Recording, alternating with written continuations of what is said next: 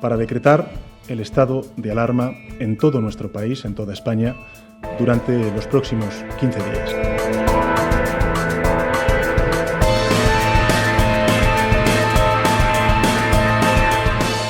Una crisis económica cuyo impacto y duración aún desconocemos.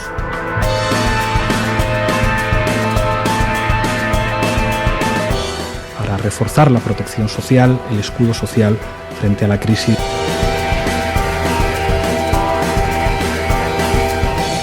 Ustedes, señor Sánchez y señor Iglesias, nos han mentido.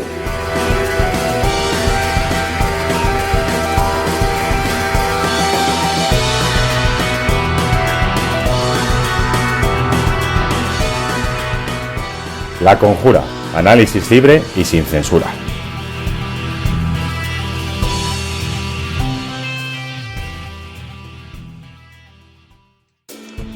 Hola, bienvenidos a La Conjura, este contubernio de ilusos, de soñadores, que creemos que aún hay espacio para la libertad y que siendo más libres seremos mejores. Hoy es día 13 de abril, se cumplimos 30 días ya de estado de alarma. Soy Carlos Prayón y para mí es un placer darles la bienvenida a este análisis sin censura, para el que hoy me acompaña el profesor de Historia de la Universidad Complutense, columnista de cada vez más reconocido prestigio y colaborador de diferentes medios, el profesor Jorge Vilches. Buenas tardes, Jorge.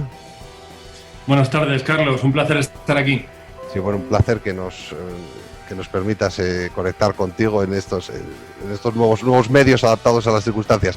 También está con nosotros la empresaria, tuitera de referencia y colaboradora con diversas cabeceras, Iria Bouzas. Buenas tardes, Iria. A la que se le ha bloqueado la conexión. Bueno. Hola, Iria. No, pues tenemos un problema de conectar. Saludaremos a Iria más adelante. Buenas. Hola, Iria. Un placer escucharte. Tuvimos aquí un problema. Hola, buenas tardes, Carlos. Un problema de conexión. Un placer estar contigo. Y también está, por supuesto, como no podía ser de otra manera, nuestra madrina, Almudena Negro, la persona quizá más adecuada para ponernos a todos en situación en estas circunstancias. Hablábamos ayer al preparar el programa que en lugar de decidir qué temáticas abordamos, esta vez los temas nos abordan. Entonces, nadie mejor que Almudena Negro para filtrar un poco y ponernos en situación. Buenas tardes, Almudena. Buenas tardes, director. Buenas tardes, Jorge. Buenas tardes, Iria. Bueno, pues hay que ponerse efectivamente en situación porque llevamos 30 días desde que Pedro Sánchez decretó el estado de alarma. Un estado de alarma, por cierto, anunciado en diferido. Si recordáis, tuvimos la suerte o la desgracia de ver a Pedro Sánchez por la noche, un sábado, en televisión, y es ahí donde nos anunció que el lunes empezaba un estado de alarma. Un estado de alarma a consecuencia de una pandemia, la pandemia del COVID-19, un virus que apareció en China en el año 19 y que está causando estragos a nivel mundial. En España, desde luego, no íbamos a ser menos y lamentablemente a estas horas en España hay ya 169.496 infectados, 17.489 personas han caído víctimas del COVID-19 y la buena noticia es que hay ya 64.727 recuperados. La historia comienza un 31 de enero cuando la Organización Mundial de la Salud decide llamar a la enfermedad, al COVID, pandemia. Es así declarado y es en ese momento cuando se pide promover medidas de distanciamiento físico en las relaciones sociales.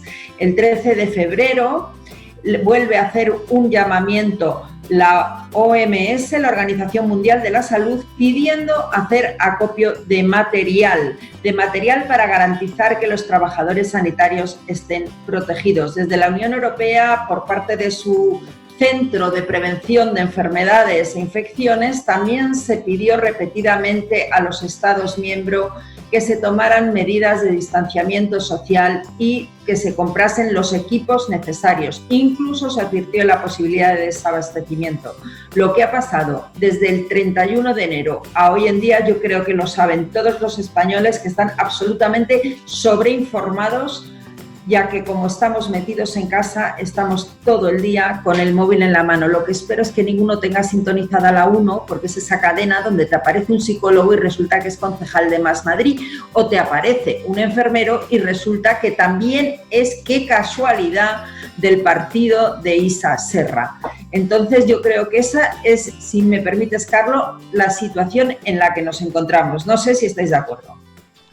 Yo no sé, bueno, Jorge, Iria, no sé qué opináis vosotros. A mí si me surge dudas es cuando dices tú, Almudena, que esto, lo que hay, lo saben todos los españoles. ¿Realmente lo saben? Porque yo me topo, al menos, claro, cuando me asomo un poco a redes sociales, a lo mejor no todo el mundo lo tiene igual de claro. A ver, Carlos, yo creo que hoy en día el 90 y pico % de los hogares tiene un teléfono móvil. Es absolutamente imposible, no serías de este planeta si no supieras que estamos en estado de alarma, aunque sea porque si no lo sabes y te vas paseando por la calle disfrazado de dinosaurio, como hizo uno en las calles de Murcia, te va a parar la policía local. No, pero me refería más bien a digamos, lo que se está haciendo, lo que se está haciendo bien, lo que se está haciendo mal. O sea, a eso me refería, a estar informado a nivel de saber los errores que se puedan estar cometiendo, lo que se está haciendo bien. Lo digo porque uno en redes sociales se encuentra, pues esta mañana mismo me encontré una persona que estaba encantado de la gestión que estábamos teniendo del virus.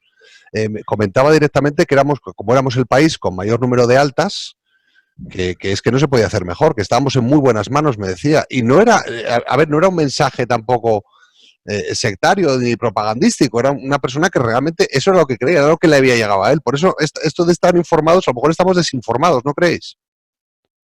Hombre, yo creo que te referías a dos cosas, ¿no? Por un lado, a la cantidad de bulos y de mentiras que están circulando en las redes sociales y que parten, muchas de ellas, de partidos de la izquierda y de sus palmeros mediáticos, que sí que están haciendo una verdadera intoxicación, de manera que, claro, están bailando tanto las causas de la pandemia como las cifras y los datos. Yo creo que hay una enorme desinformación respecto a eso, y cualquiera con el que hables, al final te está preguntando todo lo básico, es decir, cuántos han muerto, dónde, de qué edad, de qué sexo, quién es el culpable de todo esto. Y luego, claro, hay otra fuente de desinformación, que es el propio gobierno.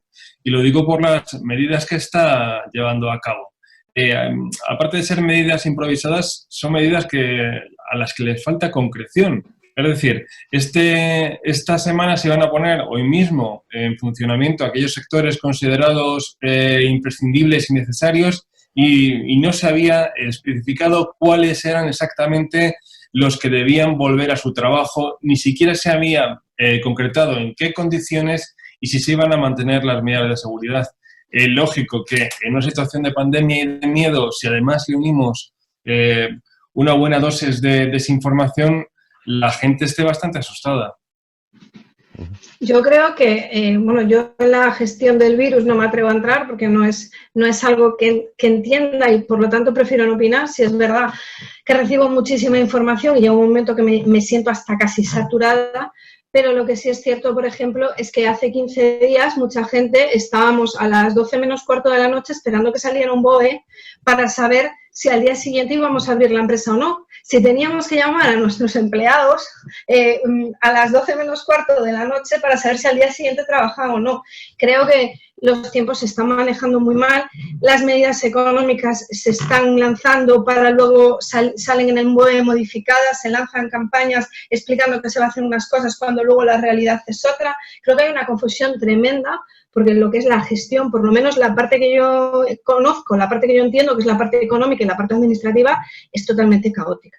Es así. Sí, yo sí, si acaso, si me permitís, por intentar centrar un poco, coincido con Iria, la gestión de... A ver, que el gobierno está superado por las circunstancias, eso es tan obvio que tampoco vamos a incidir en ello, pero sí recuperar un poco, oye, lo que nos empujó en un principio a echar adelante este proyecto es la tremenda campaña de desinformación, el tremendo, y descaradísimo intento de controlar la información por parte del gobierno, de controlar los medios, cuando no comprarlos directamente. O sea, yo claro, como informador, como periodista profesional, más allá del pánico que me da, pues por supuesto, el miedo que me da el virus, el miedo que me da la crisis económica que viene después, es que veo que la comunicación, o sea, la campaña de control y sometimiento informativo está siendo lo más descarado que se ha visto desde yo creo que desde el anterior régimen.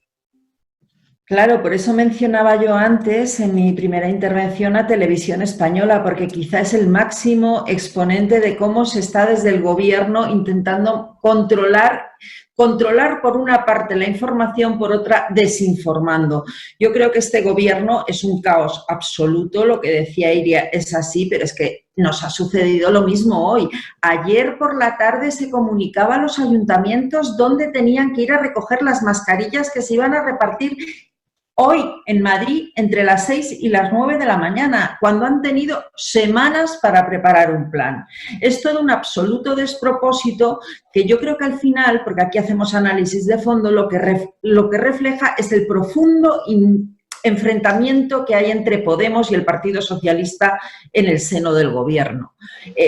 Para mí estamos ante el peor gobierno de la historia. Yo creo que se ha gestionado no mal, sino desastrosamente mal esta crisis, y podemos poner infinidad de ejemplos, pero es verdad que además se está actuando con el giro autoritario que algunos veníamos denunciando desde hace tiempo. Se ha pedido a WhatsApp, por ejemplo, a la red social WhatsApp, que ya solo permita el envío de los archivos virales a una sola persona para complicar, pero es que mientras que desde el gobierno o sus socios como Podemos hablan continuamente de fake news y bulos, se están lanzando bulos. Mira, yo recuerdo perfectamente el día que la Secretaría de Igualdad del Partido Socialista de Madrid, al frente de la cual está Lorena Morales Porro, diputada de la Asamblea de Madrid, lanzó en Twitter un vídeo donde directamente se volvía a llamar al Partido Popular asesinos. Y se hacía bajo el hashtag Ayuso PP culpables. Es decir, aquí hay dos tácticas. Por una parte, intentar echarle los muertos al gobierno del Partido Popular, como siempre en la Comunidad de Madrid y por extensión a todo el Partido Popular, y la otra, sobre todo, la de no asumir las propias responsabilidades, porque este gobierno tiene que explicar, y tiene que explicarlo ya, por qué se saltó hasta 5 veces las advertencias que desde el 31 de enero hacía la Organización Mundial de la Salud y la Unión Europea, y eso que el Ministerio de Sanidad, entre las pocas funciones que tiene encomendadas, es precisamente la gestión de las alertas de este tipo, supraautonómicas. ¿A qué se ha dedicado el filósofo? ¿Pero a qué se dedica este señor que sale los sábados por la tarde a darnos la murga en televisión? ¿Por qué compran test falsos, ocultan proveedores? El colmo, lo que hemos conocido hoy. ¿Cómo que se compran mascarillas a una empresaria que había sido denunciada por estafa y que en realidad su negocio es el marketing de bebidas alcohólicas? Es que esta es la realidad. Esto es lo que no quieren que contemos. A mí lo que me preocupa sobre todo es que yo ya no entro tanto en tema bulos, porque de verdad que como ciudadana casi más de a pie, ¿no?, me pierdo como las medias verdades. Yo creo que tú ahora sales, cualquiera de nosotros salimos a la calle y le preguntamos a cualquier persona normal y corriente si después de un ERTE si después de un ERTE temporal de estos te pueden despedir, y te va a decir que no, que a los 6 meses no pueden despedirte, cosa que no es real. Por ejemplo, claro que pueden despedirte, la empresa puede despedirte y devolver las ayudas que se le hayan dado por el ERTE. Este tipo de cosas que al final no se está transmitiendo la información, o no se está transmitiendo bien, o no se quiere transmitir bien, o se está haciendo campaña ideológica con una serie de medidas que lo que se deberían es transmitir tal cual. Entonces, a mí me está dando mucho miedo, porque es que a mí hay gente que me llama y me dice, oye, pero es que a mí no me pueden despedir en cuanto acabe el ERTE. Pues sí. Es más, tu empresa puede dar suspensión de pagos. Es más, si tu empresa da suspensión de pagos, reza para que puedas ir al paro y acabes cobrando el paro, porque a lo mejor te quedas ahí en un limbo, como pasó en la anterior crisis, de mucha gente que le pasó esto. Entonces, me preocupa cómo se están explicando las medidas que se están tomando, porque la sensación que tengo es que se está engañando a la población. Es decir, bueno, pues voy a vender una medida, voy a decir que soy un salvador, pero al final no estoy contando la realidad de las cosas, y eso me parece peligrosísimo.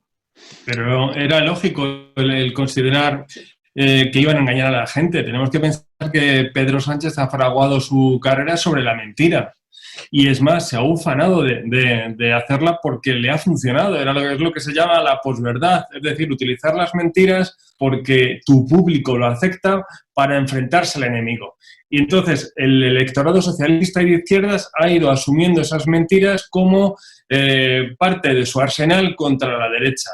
Pedro Sánchez es un fraude en sí mismo, desde su tesis doctoral a la moción de censura basada en una supuesta corrupción organizada dentro del Partido Popular que no era tal, hasta esa lealtad hacia la Constitución y hacia la democracia cuando estaba pactando con los independentistas, incluso cuando dijo que gobernar con Pablo Iglesias iba a ser una pesadilla y al día siguiente salió con el pacto del abrazo. ¿Cómo no iba a ser un engaño en la peor crisis que tenemos en España desde la Guerra Civil? Por supuesto, ellos han dado por perdida la batalla contra el coronavirus desde mucho antes de que tuviéramos la pandemia. Asumieron que iba a tener lugar en España, pero consideraron que podría tragar con las posverdades, porque era fácilmente asumible por la población española que las causas de las muertes son las que ellos están diciendo ahora.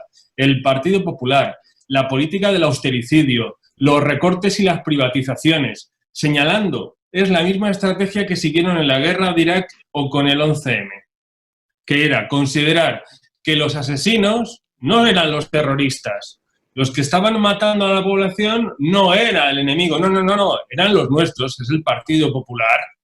¿Por qué no lo iba a reproducir eso aquí la izquierda en España?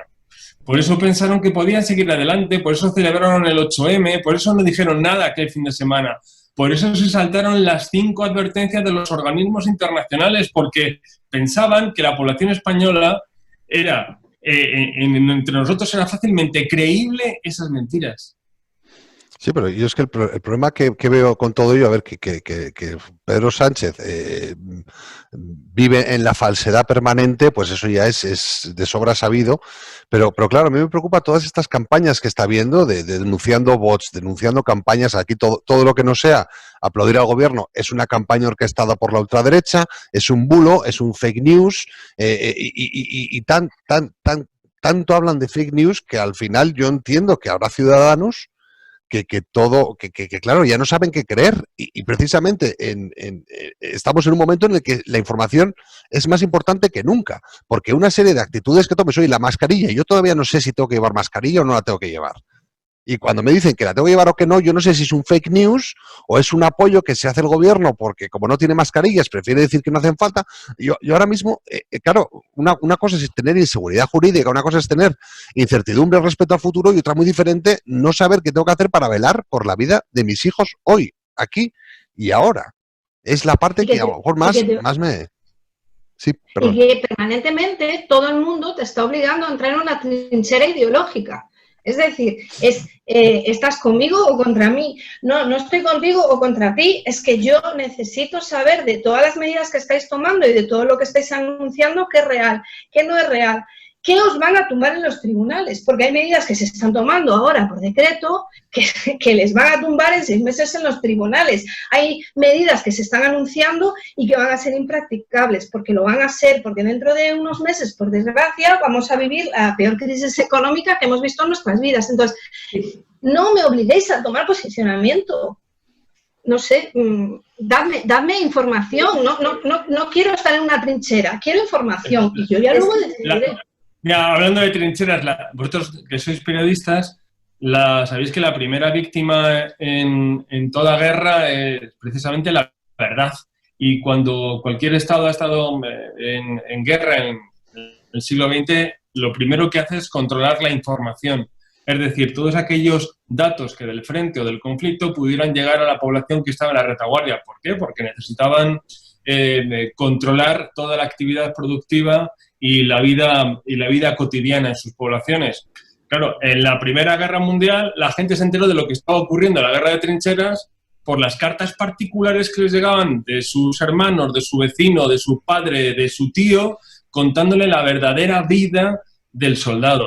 En la Segunda Guerra Mundial pasa algo similar. ¿Qué está pasando ahora? Claro, la única fuente de información alternativa a las oficiales, a los medios que se salen de los 15 millones de euros, son las redes sociales. ¿Qué tienen que controlar? precisamente las redes sociales. ¿El qué? Pues Facebook, Twitter, WhatsApp y toda aquella vía que permita a la gente contactar con otros y contarle cuál es su realidad. Porque normalmente esa realidad no va a coincidir con el parte oficial ni con el nodo que nos quieren colocar la gente de la factoría Redondo. Yo, mientras os oía hablar, yo pensaba, bueno, yo creo que algunas cosas ya se han dicho, yo iba a hacer mención a Jean-François Revel, el conocimiento inútil, ¿no? Porque a mí esto de la denominación fake news, con perdón, me parece una horterada. Esto es la trola de toda la vida. Ya hablaba Revel de las trolas cuando la guerra de Vietnam. Estados Unidos iba ganando la guerra, ¿y por qué pierde la guerra? Por la propaganda. Las fake news son propaganda, trola, mentira. Y los que hablan de fake news lo que son es horteras, en mi opinión. Pero ya dejando yo creo que aquí hay dos tipos de información. Por un lado, las mentiras, la propaganda y los bulos, que podríamos poner mucho ejemplo, pero yo creo que el mayor ejemplo y paradigmático de esta crisis se llama Miguel Lacambra y escribe en La Marea, el diario de Antonio Maestre, El Tertuliano. Pero también hay otra cuestión, y es que el gobierno ha ido dando continuos bandazos y cambios de criterios. Si tú no sabes si la mascarilla te sirve o no te sirve, es porque Fernando Simón, en lugar de estar haciendo un trabajo técnico y profesional, se ha puesto a decir lo que el gobierno quería que dijera. Y entonces un día te decía que la mascarilla sí y otro día que la mascarilla no. Y te decía que podías ir al 8M sabiendo que estaban recomendando distancia social, lo que ahora se llama distancia social. Y en cuanto al control de los medios, es innegable. Yo cuando doy charlas siempre digo, queridos, mis compañeros periodistas, el 95% es de izquierdas, el 3% de extrema izquierda. Luego estamos un 2% que defendemos la libertad cuando podemos. Esa es la realidad de los medios de comunicación. Pero claro, las redes sociales que habían entrado con fuerza, yo creo que aquí el centro derecha una vez más llega tarde, porque esto viene de muy atrás. ¿Por qué WhatsApp restringe y dónde está el escándalo en que restrinja?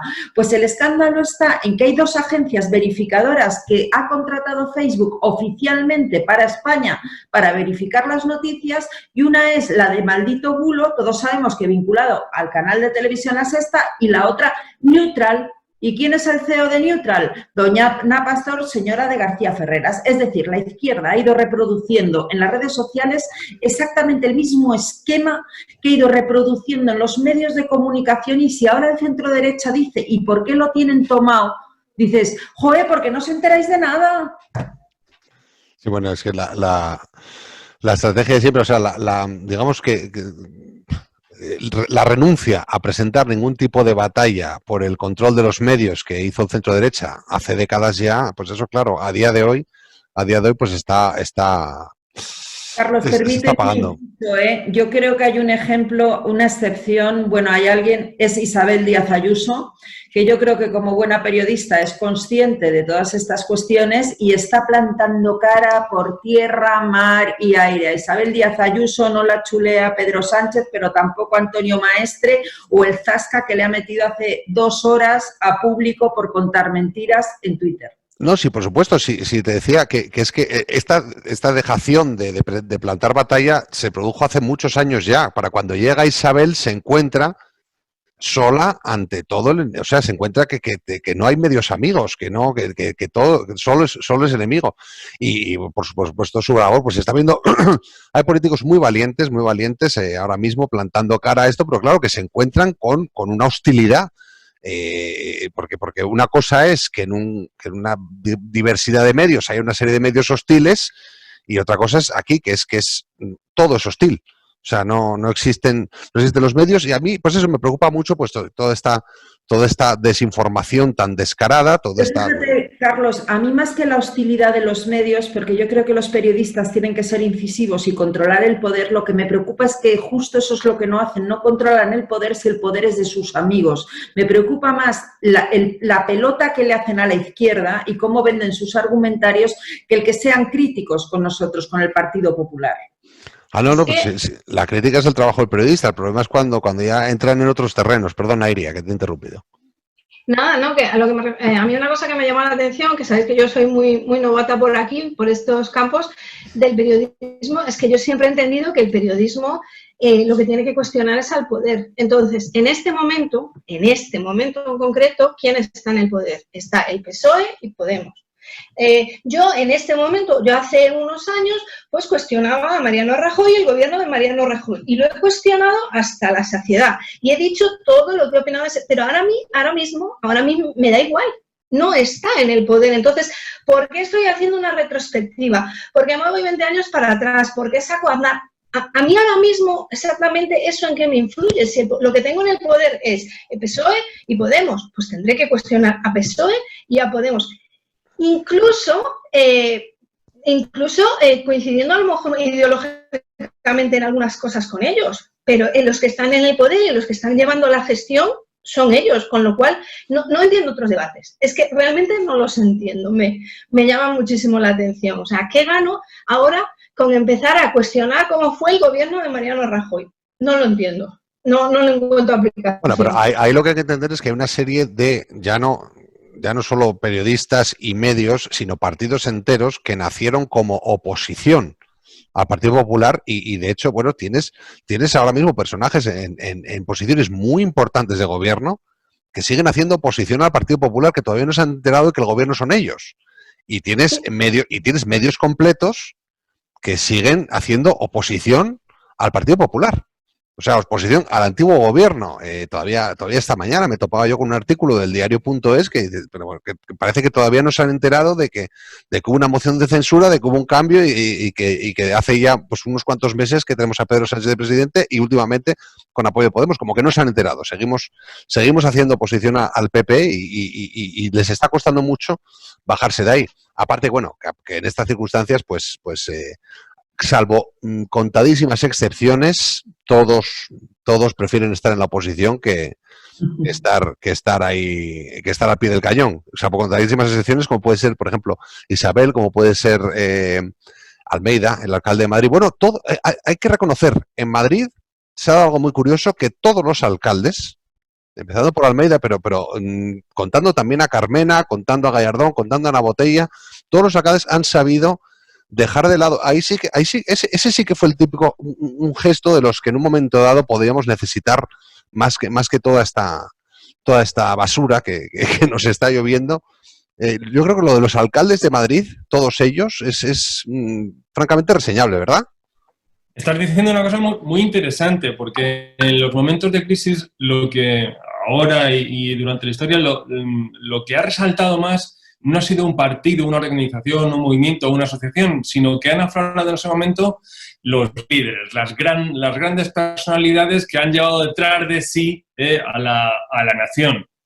A pesar de que Pedro Sánchez intente emular en sus discursos a Churchill o a Kennedy, claro, queda todo muy impostado porque él ha demostrado que no es la persona más indicada para levantar un país en un momento de crisis como el actual. Era un gobierno y es un personaje pensado para un momento de marketing, un momento de supuesta tranquilidad en la cual, a través de la legislación, transformar la sociedad.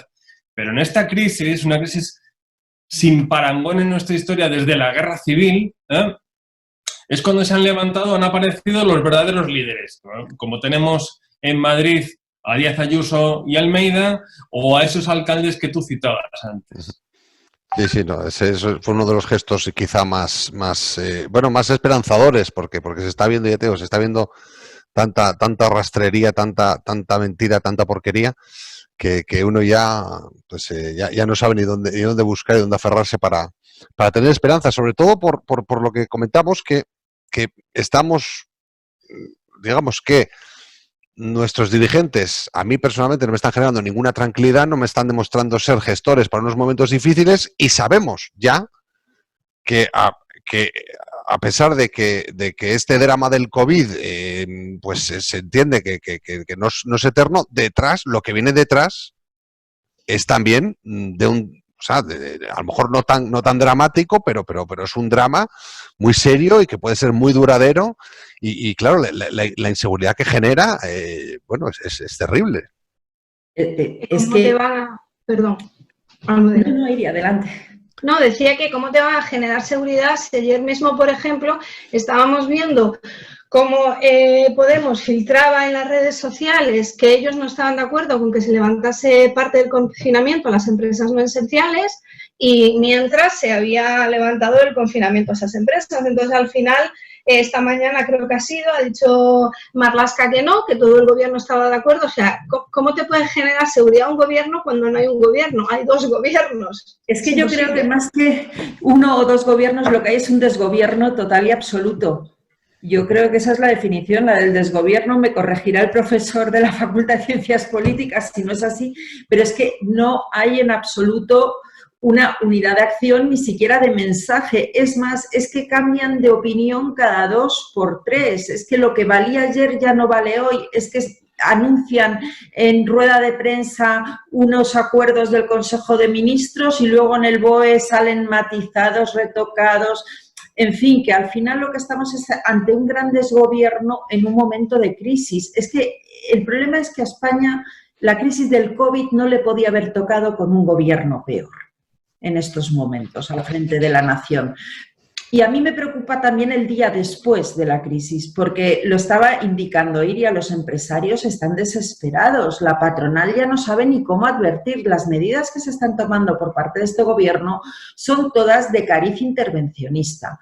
España e Italia están al frente de la reclamación a la Unión Europea de los coronabonos. ¿Qué quiere decir esto? Pues mutualizar la deuda, que sean entre todos los que paguen la deuda.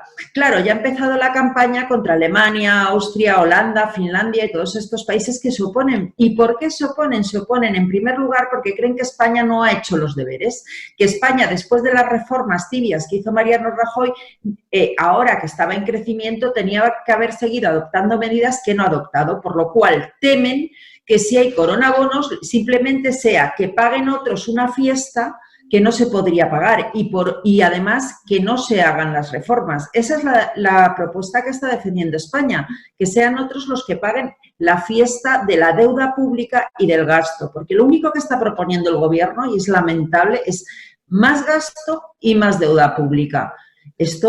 Frente a esto, lo que hay que defender yo aquí es el 0 ingresos, 0 impuestos que está defendiendo el Partido Popular y que son medidas que se están aplicando ya en otros países europeos, de bajadas y supresión de impuestos, porque a las empresas y a los autónomos hay que darles aire, hay que darles oxígeno, si no van a morir.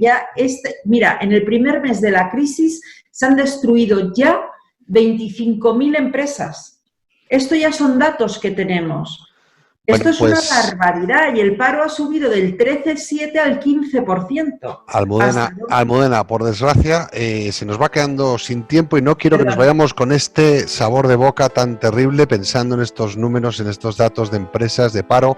Vamos a intentar irnos con un sabor de boca algo más positivo y por eso hemos elegido una noticia en particular. Es una noticia, una curiosidad. Un chico llamado Jeremy de Nueva York conoció a una chica, a Tori, su vecina Tori, la vio bailar en una azotea al otro lado de la calle, le envió su número de teléfono a través de un dron y mantuvieron un par de citas virtuales en estos tiempos del confinamiento, por FaceTime, y luego se vieron y él de hecho se metió en una burbuja de plástico para poder mantener todas las precauciones. Es una historia que ahora mismo están siguiendo millones de personas en todo el mundo, encantados de comprobar que no hay barreras que el amor no pueda superar.